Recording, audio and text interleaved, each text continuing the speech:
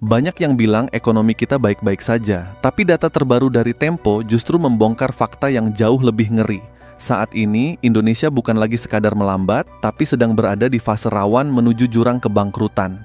Ibarat sebuah rumah tangga, kita sedang terjebak, utang bank bunganya naik terus, sementara gaji kita makin kecil dan harga beras makin mahal. Inilah kondisi nyata kita saat ini. Laporan terbaru mengonfirmasi bahwa beban bunga utang sudah mulai menggerus uang rakyat, dan jika ini terus dibiarkan, bom waktu ekonomi tinggal menunggu waktu untuk meledak.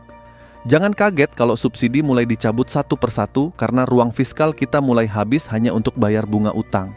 Hari ini kita tidak bicara janji manis, tapi bicara data pahit dari indikator ekonomi yang terus melemah. Inilah 5 alasan mengapa Indonesia benar-benar diambang kebangkrutan dan apa dampaknya langsung ke dompet Anda. Mari kita bedah. Masalah pertama itu sederhana tapi dampaknya besar. Pertumbuhan ekonomi yang mulai kehilangan tenaga. Secara angka iya kita masih tumbuh, tapi pertumbuhan itu bukan lagi sesuatu yang agresif atau solid, melainkan seperti orang yang lari tapi mulai kehabisan napas. Dari luar kelihatan masih bergerak, tapi di dalam tenaga sudah terkuras. Dulu, pertumbuhan kita ditopang oleh konsumsi domestik yang kuat, kelas menengah yang terus berkembang, dan optimisme yang mendorong orang untuk belanja, investasi, dan ambil risiko. Sekarang, konsumsi masih ada, tapi nggak sekuat dulu. Kelas menengah mulai tertekan, dan optimisme berubah jadi kehati-hatian. Ini bukan sekadar angka di laporan ekonomi, ini perubahan perilaku nyata. Orang mulai menahan pengeluaran, mulai mikir 2 kali sebelum beli sesuatu yang dulu terasa biasa, dan ketika konsumsi melambat, roda ekonomi ikut melambat. Ini seperti efek domino yang pelan tapi pasti menjalar ke semua sektor. Lo mungkin nggak langsung ngerasain dalam bentuk krisis besar, tapi lo bakal ngerasain dalam bentuk kesempatan yang makin sempit, pertumbuhan karir yang lebih lambat, dan usaha yang makin susah berkembang. Pertumbuhan yang kehilangan tenaga itu bukan headline besar, tapi justru itu yang paling berbahaya karena dia terjadi diam-diam. Lalu masuk ke poin kedua, daya beli rakyat yang tercekik. Ini mungkin yang paling dekat sama kehidupan kita sehari-hari. Harga kebutuhan naik, tapi pendapatan jalan di tempat.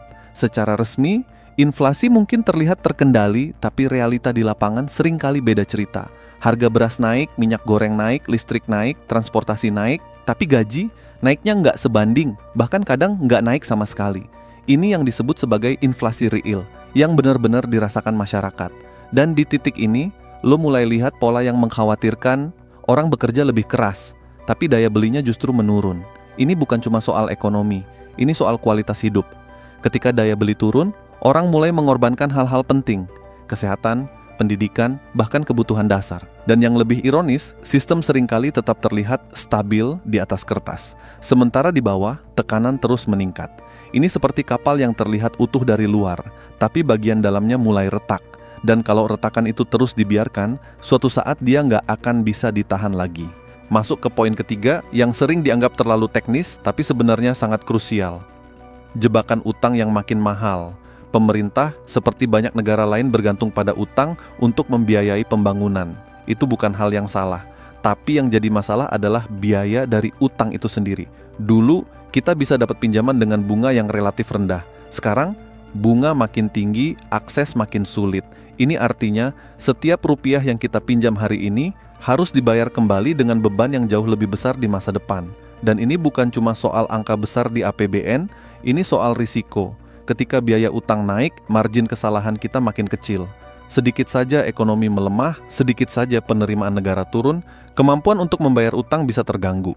Dan di titik itu, kepercayaan investor bisa runtuh dengan cepat. Lo harus ngerti satu hal. Ekonomi modern itu sangat bergantung pada kepercayaan. Sekali kepercayaan hilang, efeknya bisa brutal. Nilai tukar jatuh, pasar keuangan bergejolak, dan biaya utang bisa melonjak lebih tinggi lagi. Ini lingkaran yang berbahaya, dan sayangnya kita sudah mulai masuk ke dalamnya. Poin keempat, ruang fiskal yang menyempit. Ini mungkin terdengar abstrak, tapi dampaknya sangat nyata. Ruang fiskal itu ibarat napas bagi pemerintah untuk bergerak. Ketika ruang ini luas, pemerintah bisa fleksibel, bisa kasih subsidi, bisa bangun infrastruktur, bisa investasi di pendidikan dan kesehatan. Tapi ketika ruang ini menyempit, pilihan jadi terbatas. Dan salah satu penyebab utama penyempitan ini adalah beban bunga utang yang semakin besar. Uang pajak yang kita bayar, sebagian besar justru habis untuk bayar bunga, bukan untuk pembangunan. Ini yang sering nggak disadari banyak orang. Kita pikir pajak itu kembali ke masyarakat dalam bentuk layanan, tapi realitanya sebagian besar tersedot untuk menutup kewajiban masa lalu. Dan di titik ini pemerintah mulai harus memilih mana yang diprioritaskan, mana yang dikorbankan, subsidi bisa dikurangi, proyek bisa ditunda, bantuan sosial bisa dipangkas, dan setiap keputusan itu punya konsekuensi sosial yang nyata. Jadi ketika lo merasa hidup makin berat, itu bukan cuma karena faktor pribadi, tapi juga karena ruang gerak negara memang makin sempit. Dan akhirnya, poin kelima, tekanan global yang nggak bisa kita kendalikan. Ini faktor yang sering dijadikan alasan, tapi sebenarnya memang nyata. Dunia sekarang lagi nggak stabil. Suku bunga global tinggi, terutama dari Amerika, membuat aliran dana global berubah. Investor lebih memilih menyimpan uang di tempat yang dianggap aman daripada mengambil risiko di negara berkembang. Akibatnya, mata uang kita tertekan. Rupiah melemah, dan ketika rupiah melemah, beban utang luar negeri otomatis meningkat. Ini seperti efek berantai yang sulit dihentikan. Ditambah lagi dengan ketegangan geopolitik, konflik antar negara, gangguan rantai pasok, semua itu menciptakan ketidakpastian yang tinggi. Dan masalahnya, kita tidak punya kontrol penuh atas semua itu. Kita hanya bisa beradaptasi.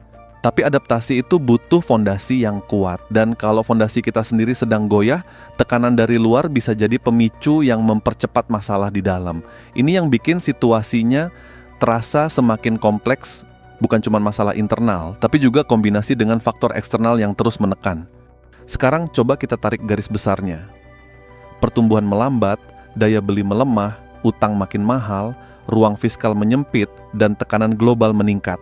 Ini bukan satu masalah tunggal, ini kombinasi dari banyak faktor yang saling memperkuat satu sama lain. Dan inilah yang membuat situasi ini terasa seperti alarm, bukan karena kita sudah jatuh, tapi karena kita sedang berada di titik yang sangat rentan. Dan yang lebih berbahaya dari kondisi ini adalah ilusi stabilitas. Ketika semuanya terlihat baik-baik saja, orang cenderung lengah. Padahal justru di momen seperti inilah kewaspadaan paling dibutuhkan.